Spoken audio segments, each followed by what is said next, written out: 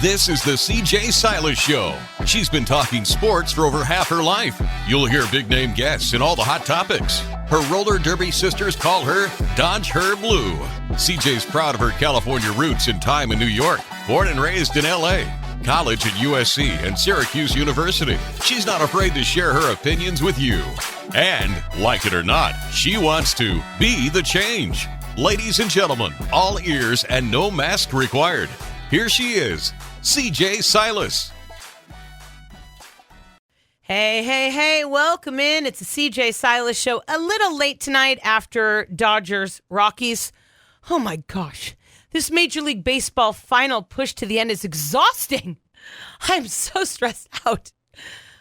Even though the Dodgers are in the postseason officially, that doesn't make it any easier on my heart because I want the Dodgers to win the National League West. And even though I'm supposed to be objective and I'm not supposed to be subjective, sorry, this time of the year, I'm going to be true to my fandom. And it is hard. Every single game is important.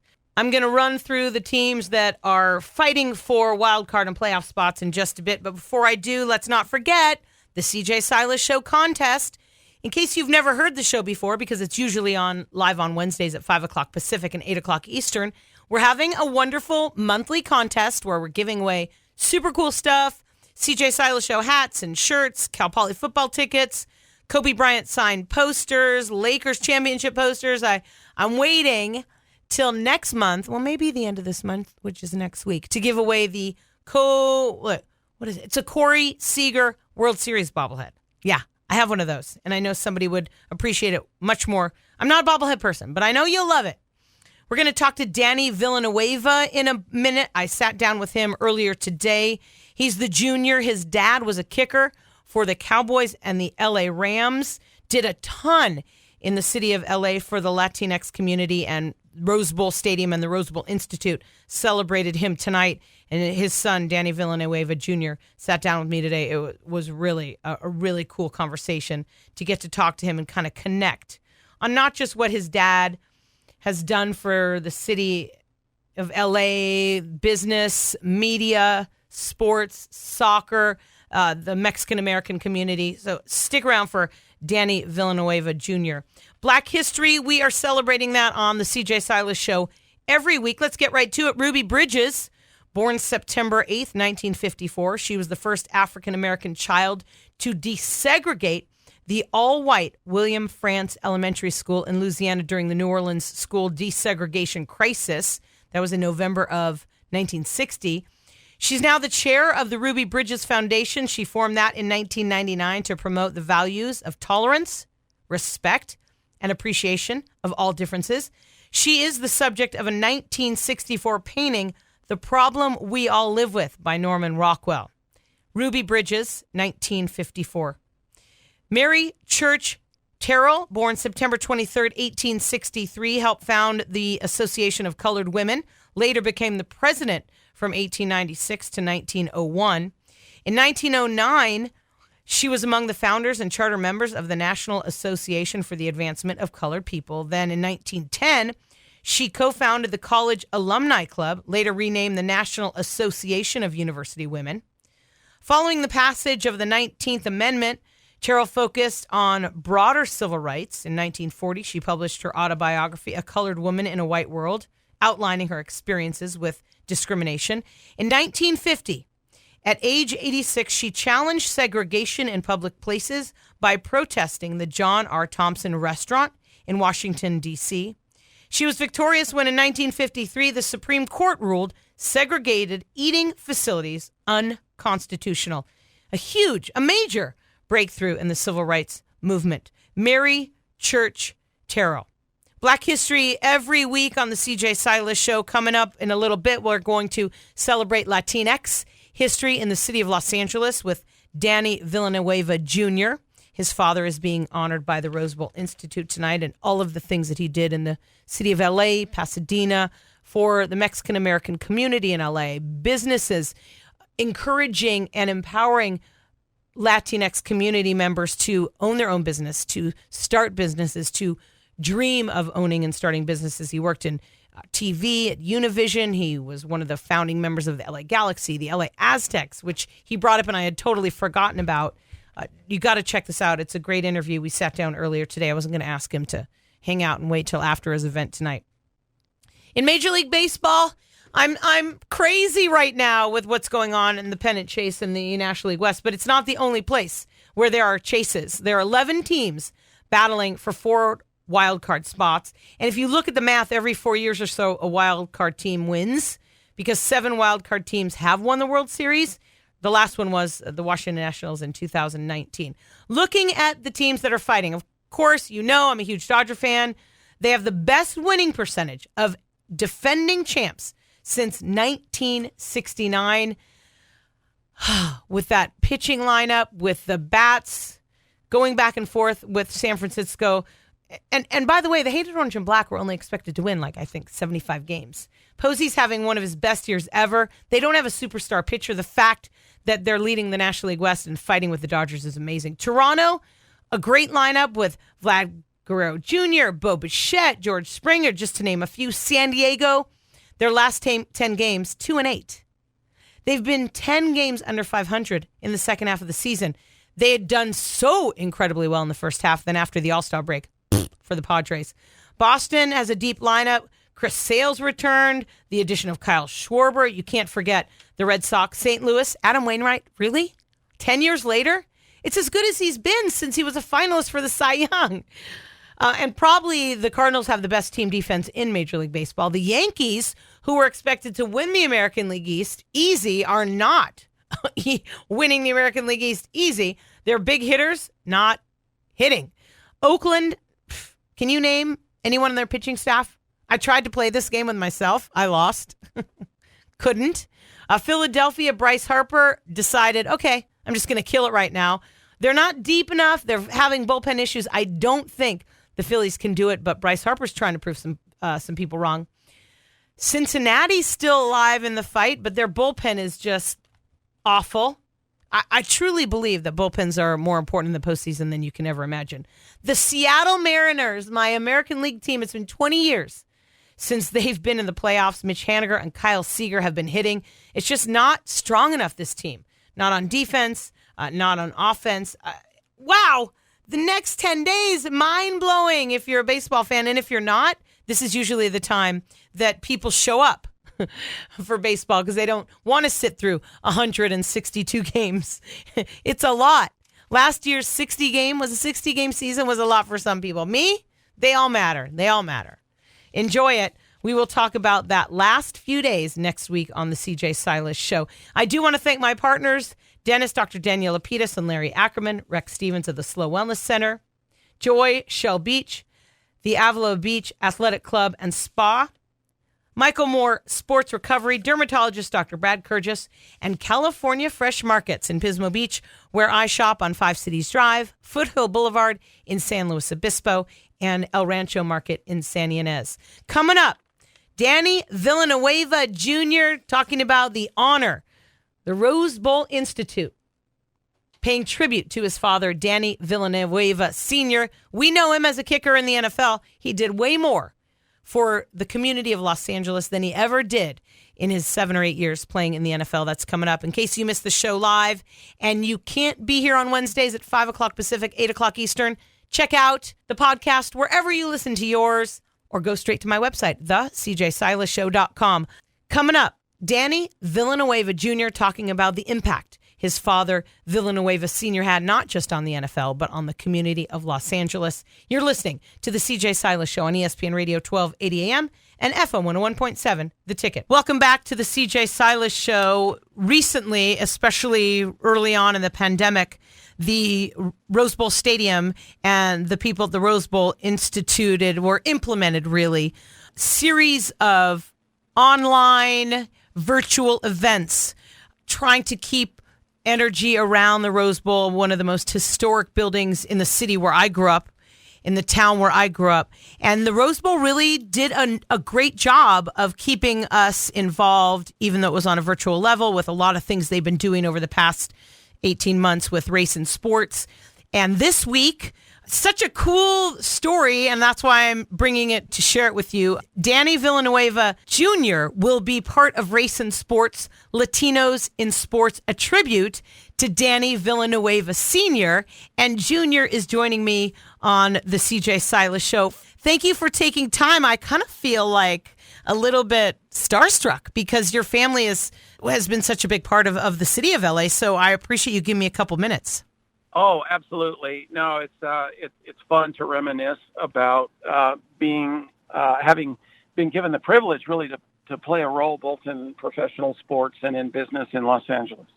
Your dad, his impact not just in media, at KNBC, in football, in the business life in LA, the community, but civil rights, just such a huge impact on the Latinx community and the rest of us to watch someone persevere and break some barriers to get somewhere in a time when it wasn't as easy for people with brown skin like now. It still isn't easy to get places, and no matter how hard you work. And so this tribute happening tonight, the Rose Bowl Stadium, Rose Bowl Institute, to your father. When the people at the Rose Bowl called you, Danny, what was your first reaction when they asked you to be involved with something to honor your dad? He passed about 6 years ago, and there are a lot of people in the Los Angeles community that remember Dad with great fondness. He helped a lot of people, and that was, I think, what made the man very special. He really broke into sports at a very difficult time in history, not only in LA, but in our country, because as he came into the NFL, we were still seeing the last vestiges of segregation. Being a Latino in a largely African-American, Anglo-American confrontation was injected on the scene and was different even from what they were experiencing. He was a man who built bridges, built friendships, and built partnerships. And I think that's why his longevity in LA, both as an athlete and a businessman and civic leader, are what made him so special. He went to New Mexico State. He played for the Rams and the Cowboys. He retired after the championship game in 1967, the famous Ice Bowl. It was Super Bowl number 2. And he passed away, but not before, Danny, doing things in L.A. that were courageous, inspiring. The glass ceilings that he broke are still sometimes needing to be broken again and again and again. His commitment to his community, his family is so prevalent. If you read anything about him, you hear anything, everyone has so many good things to say about him. The event tonight at the Rose Bowl, I think Luis Zendejas is going to be there as well. Are you going to speak? What's your involvement with this tonight? Sure. Well, I was invited to be a panelist along with Luis Zendejas, who followed Dad. He was one of the several Mexican-American kickers who entered the NFL after Dad played. Maria Elena Salinas, who really has broken through as a Latina in broadcasting, will be present. The event will be emceed by Tom Soto, who Dad helped break into the investment management world. It really is going to be an interesting conversation about access to not only professional sports, but as sports represent so many other slices of our society, he really made ways for others to follow and enjoy participation in the culture generally. And I'm sure that's what much of our conversation will be about. He's Danny Villanueva Jr. His father, Sr., is going to be honored. And I just want to clarify for everyone that you are not the writer and director who likes and works in horror films. It's a completely different Danny Villanueva. I just want to be sure.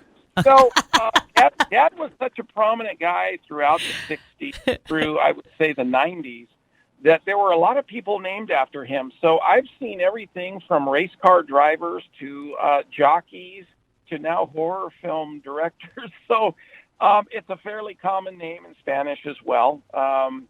So new house, new village. It's not that uncommon for us. It's true, but when you're looking up to find out information about you, you do have to sift through some of that stuff because that's what I've gone through over the past couple of days. But it was still, I found some humor in it as well. Danny Villanueva Jr. joining us on the CJ Silas Show. Your family founded the Galaxy. The Galaxy played at the Rose Bowl when the team started in the 90s. Your dad was at KNBC in LA. When I was growing up, he was someone, as a little girl wanting to be a sportscaster, there were no women. But there was Danny Villanueva, and he was different, which is what my parents were kind of talking to me about. Like, yeah, there may not be a woman doing it now. And I listened to and watched Vince Scully and Charlie Wright, who was on a radio station when I was a kid, and Chick Hearn. But Danny Villanueva was someone who was different at the time. And that, to me, from my mom and grandmother's perspective, was, hey, you don't have to look like those other men to do this because there are people out there doing it that are different. Growing up in LA and watching the city shift as it has, and it did because of a lot of things that your father did, what's your connection to broadcasting and your father's legacy in that part of the world? Well, I returned to L.A. After working operating stations in the Univision network in order for my dad to leave broadcasting for a year and operate the sport of boxing during the 1984 Olympics. Dad took a leave of absence. I began to work at KMEX Channel 34, the Univision affiliate here in L.A. So that's how I came back to L.A. When Dad returned to his job, two CEOs were not going to work well in one business, and so I departed and began a career building and operating Spanish-language radio stations. We remained close, and fortunately, later in life, we were able to come back together and work together again. He was not only a great dad, but he was a terrific friend and mentor. I'm looking at LA and I'm thinking, okay, our paths, even though they may not have crossed, I grew up in the Valley. Well, I was in West LA until my parents got a divorce. So starting junior high-ish, we ended up in the Valley, and my brothers and sisters went to Grant.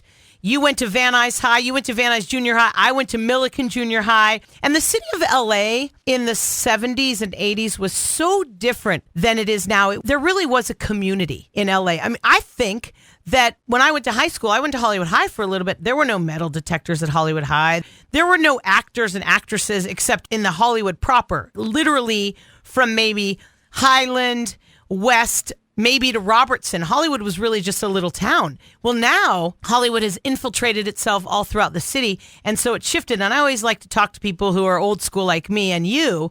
LA was a great city to grow up in. Don't you agree? Oh, it's fantastic. And I don't have to remind you that at the time we grew up, there were still large tracts of vacant land in the San Fernando Valley. It wasn't even fully built out. Yep. And so it was a different time. I think it was a lot less complicated than it is today in a variety of ways. And so it really was kind of a golden era of LA. And now it's left to us to try and have an impact on shaping what a far more complex society looks like in a way that's still livable and enjoyable. It's called Race and Sports, Latinos in Sports, a tribute to Danny Villanueva Sr. His son, Danny Villanueva Jr., is joining the CJ Silas Show. Something else that your family had a big part in fact, I think started it. It was a big Cinco de Mayo celebration, maybe 89, 90, 91. I just remember that it was huge. There hundreds of thousands of people showed up in this little area, maybe like 8 or 9, 10 blocks in downtown LA that grew to even bigger. Do you remember that event? I don't think it was called Cinco de Mayo. No, we started something called Fiesta Broadway. Fiesta Broadway, yes. Fiesta Broadway was really a convening time for Latinos to come together and celebrate our heritage, our culture, our music, our food, and it was a tremendous event that really filled our downtown streets for a weekend and went on for many, many years. So that was a terrific celebration. I think the organization that Dad was most proud of founding was an event called Navidad en el Barrio, which was a way to help those who are less fortunate share in the gifts and giving of Christmas. And so kids that otherwise didn't have all of the wonderful comforts and luxuries that we get to enjoy at a holiday time, or families to celebrate with could participate. And he served tens of thousands of kids every year, and that was just a wonderful. Still is. It still operates to this day, and I think Dad would probably be most proud of that. Yeah, if you look at his life, Danny, he didn't spend, 7, maybe 8 years in the NFL. And of course, he made a difference because he was one of the first Latinos to be successful in the NFL. But if you look at his impact in the city of Los Angeles, in the Mexican-American community, in that whole area, I think it's a lot bigger than what he did in the NFL. Is that fair to say? I think so. I think Dad always understood that he was grateful for the platform that the NFL brought to him, for him to be able to accomplish the things that he felt were truly important in life. One thing that most people didn't understand about Dad is that he was a Hearst scholar and was a reporter for the Hearst Corporation before and while he was a football player. And so journalism was very important to him, and working to incorporate all of the people into a community via the vehicle of journalism was very important. So communications was in his blood even as a boy.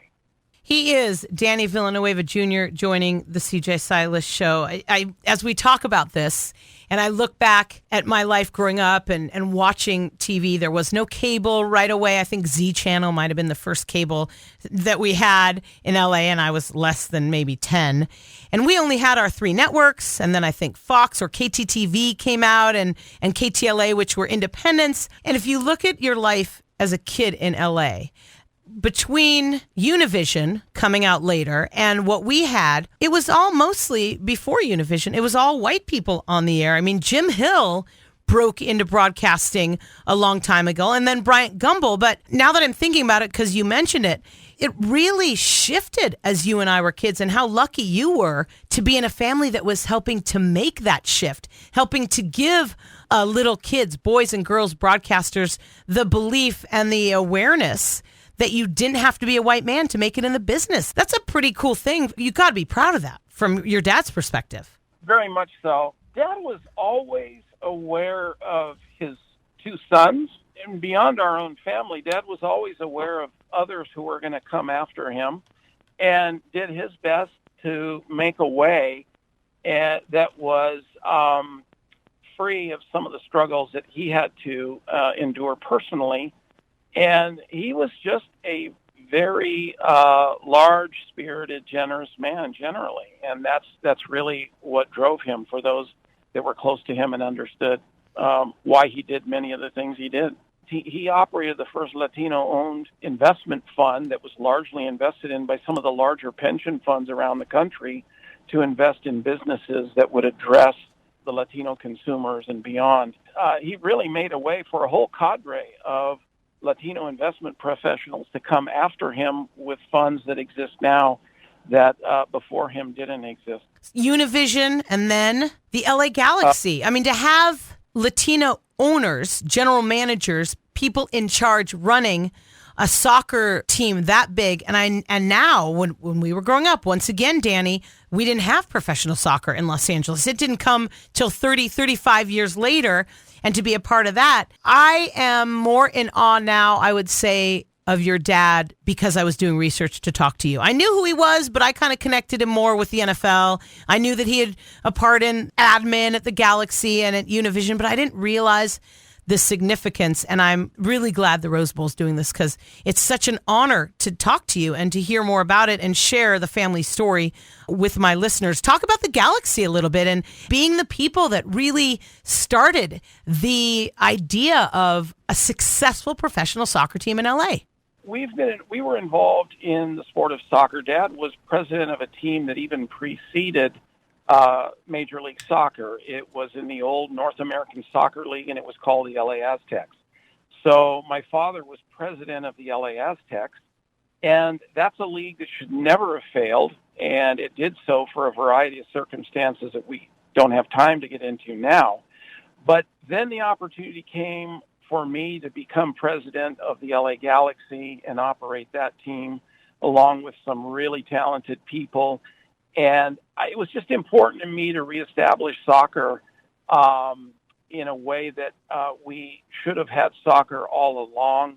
And so it was a privilege for all of the people in my entire family to be participants in the Galaxy. The Aztecs. Wow, you just brought something up that I'd forgotten about. Where did they play? I don't remember. That's interesting. They played at first in the LA Coliseum. Yes. When my dad and his group acquired the team, they moved them to the Rose Bowl. And the Rose Bowl was a very good venue for soccer. And we enjoyed a great run at the Rose Bowl before the league ultimately closed. But the LA team was quite successful, and the Rose Bowl has proven to be a tremendous soccer venue over the years. And I just want to say, as it relates to the Rose Bowl, I'm so glad that the Rose Bowl has set up this institute to talk about these subjects, because as an institution, it's very important to our city. It's been important to our family. Curiously, the first Villanueva that had any involvement with the Rose Bowl was my Uncle Primo, who quarterbacked the first UCLA team, the only UCLA team to have shared a national title back in the mid-'50s. Oh, my gosh. And so he was an All-American and went on to play in the Canadian Football League with the BC Lions up in Vancouver. But then later, both my dad and I had opportunities to be involved in professional sports, both as team operators, and in my dad's case, he broadcast one of the first Super Bowls from the Rose Bowl. It's just a place that's woven into our family and into our city, and so it's always a joy to go back and be with the Rose Bowl family. I know he's in a few Hall of Fames. I know he's in the New Mexico State Hall of Fame, right? Yeah. And what other Hall of Fames is he in? Dad is also in the Latino Sports Hall of Fame in Texas. He was also inducted into the Broadcast Management Hall of Fame with the three CEOs of ABC, NBC, and CBS that all went in at the same time. All four guys went in together in the Broadcast Management Hall of Fame. And then he was just inducted recently, maybe 3-4 years ago, into the NAIC Hall of Fame, which is the National Association of Minority Investment Managers, for the work that he did paving the way for other minorities to become investment managers in this country. So he's been recognized unusually in 3 different careers that he had, very distinct careers, and we're really proud of him because he did a great job in each one. It's so amazing because if I read right, and not everything you read is true, he grew up in New Mexico. I knew that, but I didn't know that he was born in a hut. And you tell me if that's true. But also, he was making, as a kicker for the LA Rams when they were still in LA, he was making $5,500 a year. Is that true? Oh, it is true. Oh, gosh. Yeah. In fact, in those days, some of the players who didn't make a lot of money had to have other jobs, and so Dad had several other jobs, I remember growing up, to supplement his income to help fund his professional football career. But he did start out with very humble beginnings in northern New Mexico, and just made the most of whatever was put in front of him with super hard work and just being a genuinely nice guy that people wanted to open up opportunities to along the way. Yeah, and when he went from the Rams to the Cowboys, he went from $5,500 a year to $15,000, and he said, quote, "I thought I died and gone to heaven when he got such a big raise from the Rams to the Cowboys." That's so crazy now. Oh, yeah, my goodness. He had a really good run. He played in the NFL championship. I think it was all 3 years when he was with the Cowboys. And had they won that first one, he would have played in Super Bowl I right here in the LA Coliseum. Yep. But, of course, Bart Starr snuck the ball over the goal line with seconds left. And so that's the way it goes. Sometimes we have our hearts broken too. It's so nuts to bring up the Aztecs and talk about Bryant Gumbel at KNBC because we forget that he was there. All the things that you and I have been talking about, it's reminiscent of the town I grew up, and it was all because of our connection to sports and my connection to the Rose Bowl because I grew up going to the Rose Bowl. Both of my parents went to UCLA, and I'm just so touched and honored that you would take some time out to talk to me. And I feel reminiscent because it was a really cool city to grow up in and to talk to someone who's in my age group that lived there and gets what a cool city it was to live in LA, but also to honor someone that did more probably for the Latino population in LA than almost anybody else did. And it's something that needs to be recognized. And I appreciate you and your family. And I'm touched, and it's joyful to get to talk to you today. Well, thank you so much, CJ, and all the best. I thank you for giving us the platform to do what we're doing at the Rose Bowl. It's Race and Sports, Latinos in Sports, a tribute to Danny Villanueva Sr. and his son, Danny Villanueva Jr., joining us on the CJ Silas Show, 6 o'clock tonight, Rose Bowl Stadium, rosebowlstadium.com. Thank you. And I am just honored that we had some time to have a conversation today. Great. Thank you. And have a great evening. Take care. Coming up, the Cal Poly Sports Update on ESPN Radio 1280 AM and FM 101.7, The Ticket. Welcome back to the CJ Silas Show. This segment is brought to you by dentist Dr. Daniel Lapidus and Larry Ackerman. Serving the Central Coast since 1948. They're accepting new patients finally. They're located in the Bishop Medical Center. 543-7993. That's 805-543-7993. Tell them I sent you. The Cal Poly Sports Update. Hancock and Cuesta as well. Let's start with the Cougars. Cross country Friday at Hart Park in Bakersfield. Water polo, women at Santa Cruz for the Cabrillo Tournament. Women's soccer, West Hills and Reedley. Wrestling competes at Moore Park. Men's water polo, they won at Mount Sac. They're 11-2, and they host a tournament this weekend. Volleyball beat Santa Monica, lost at Monterey Peninsula. They're 7-3, and they host Antelope Valley this Friday. Hancock College, the number 25 football team, beat the number 18 Cerritos 15-6. The Bulldogs are now ranked number 11, and they beat the Falcons for the first time ever. The Bulldogs now 3-0. Next up, they're playing at Fullerton this weekend. It's a 4 o'clock kick. You can watch that game at athletics.hancockcollege.edu. Women's soccer, Emily Graciliano Sanchez is the Northern Santa Barbara County Female Athlete of the Week. 2 goals and an assist. A high 7 shots for the team. They're 2-2-1. And next up, they're playing at Hartnell. Cal Poly Swimming and Diving opens up this weekend, hosting Cal at 11 a.m. on Friday. 11 swimmers from Cal competed at the Tokyo Olympics. Volleyball lost to LMU. Senior hitter Jamie Stivers had a career-high 20 kills and 15 digs. They open up Big West play this coming Friday at Long Beach State, and then on Saturday at Fullerton. They're 44-4 in the Big West since 2017. They were 2-9 in their non-conference schedule heading into the Big West. Cal Poly football lost to South Dakota at the home opener 48-14. They're now 1-2. It was the first sellout at Spanos in 5 years. The Coyotes racked up 615 yards. Poly only 243. Time of possession, South Dakota, 42 minutes, 35 seconds. The Mustangs only 17 minutes, 25 seconds. The bad news was quarterback Spencer Brash did not play. He fractured his hand. Good news is linebacker Matt Shotwell had 13 tackles, 8 solo. Next up, the Mustangs are on the road at Montana. Thanks again for listening to the CJ Silas Show after the Dodger game. What a treat to talk to Danny Villanueva Jr. That event happened tonight. I spoke with him earlier today. You can go and watch the whole thing at rosebowlstadium.com. I appreciate it. We will be back in our usual time next week, 5 o'clock Pacific, 8 o'clock Eastern on ESPN Radio 1280 and FM 101.7. Watch the schedule beginning in October due to the baseball playoffs. Things might get a little shifty as well. But next week, we will be in the last week of the Major League Baseball season. And as I said earlier, what a race it's been for those wild card spots to get into the playoff. Thanks again.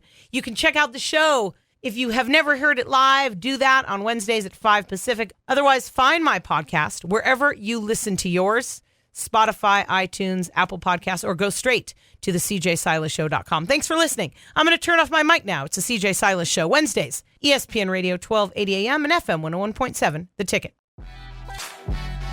Thanks for listening to the CJ Silas Show. Find her podcast on the CJSilasShow.com. Follow her on all social media platforms, including her YouTube channel. Make an appointment to listen every Wednesday on ESPN Radio 1280 AM and FM 101.7. CJ out.